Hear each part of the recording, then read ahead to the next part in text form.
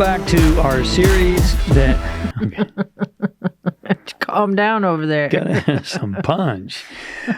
Welcome back to our series. Scared me. Welcome back to the... Okay. We've been discussing the importance and the impact of your community, and we're well into the series now. We've taught you how to define who your community members that you want to be, who they should be. We've talked to you about who you have to become so that they'll be attracted to you, and various aspects of your community, who they are, and just as well as who they are not, who you want them to be, who you must be. And today, the question is, okay, James and Bersaba, in fact, I'll just ask you, Bersaba, if we're going to meet our community, where do I need to be to meet these people? Well, I think it depends on your values. It really does. And it's very much dependent upon your values, because here's a fact. People with the same values, principles, and virtues tend to frequent the same places. You're not going to meet them at a club unless your values are clubbing. Well, not a nightclub, but what about a speaking club or a rotary club? Oh, sure.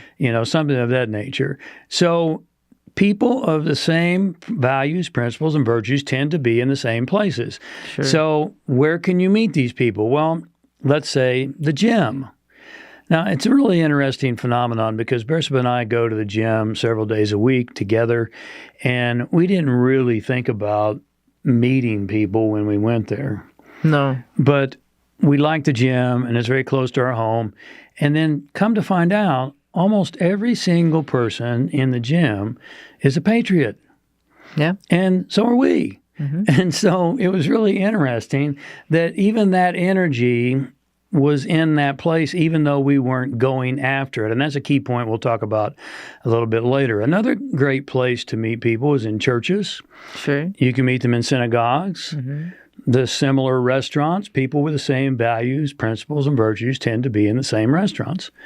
Grocery stores.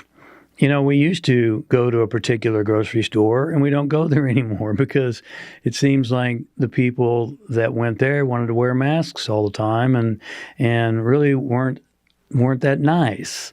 And so we don't go there anymore. No. But there are grocery stores where you can go with similar people. Farmers market. Values, principles, virtues. We go to the farmers market. Social events and networking events. We already talked about clubs, not nightclubs, unless that's your values and virtues, which hopefully it's not. But rotary clubs, speaking clubs, clubs of that nature, networking events. And here's a real key insight to networking events. Bersaba and I went to an art show some months back, and we dressed up nicely. It was one of her favorite artists. What's his name? Do you remember? Richard McDonald. Richard McDonald. If you're watching, we just gave you a plug. He does great artwork on the human anatomy. Great sculptor. It's a great sculptor on, and you can look him up on Instagram certainly. Mm-hmm. But we went to this event, and we weren't really planning on networking, and we weren't working the room. Key point: when you go to a networking event, please don't work the room. How many business cards do we give out, Bersaba? Zero. We have some. We have a nice business card with our URL on it and with our picture on it. Yeah, that's important. We're not hunting. We're not hunting. That's so important.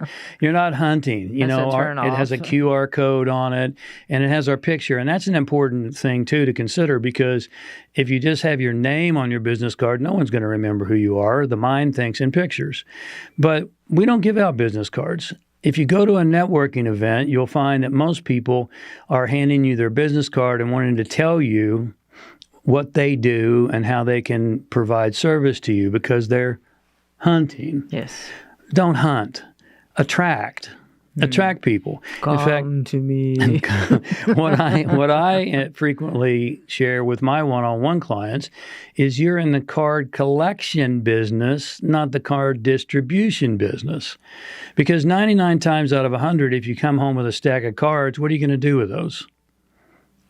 Trash. Throw them away. And so they do that with yours as well. Mm-hmm. So network wisely. And there's probably a lot more places But hopefully that gives you some good ideas and a good start. When you come up to these places, the next step is to devise an action plan based upon the most leveraged ideas that you've come up with. Schedule yourself time to get out to these places. And please remember, key point, community is about relationship. It's not about hunting. You know, as we stated, we went to the gym and we weren't really intending to meet and network. Not at all. We were intending to work out. Sure. And yet we've met some really nice people there who have common values and virtues.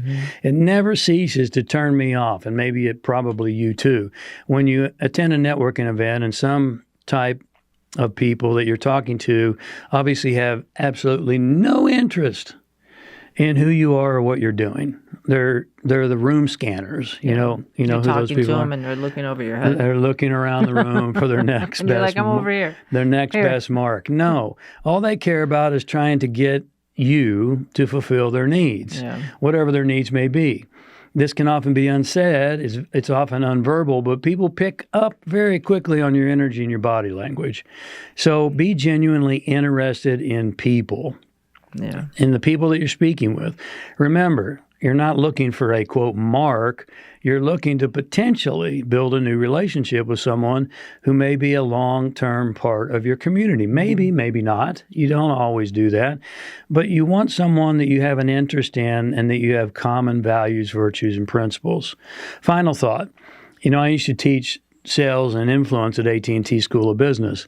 And can I promise you that there's a principle that is timeless and is cross-contextual, even though this isn't typically a sales situation. Take the principle and apply it to all your interactions. Write this down. Your ears will outsell your mouth every day of the week. True. Be a good listener. Be a great listener. Be a genuine listener. So now you've got some work to do and some things to do. So get busy. Be grateful.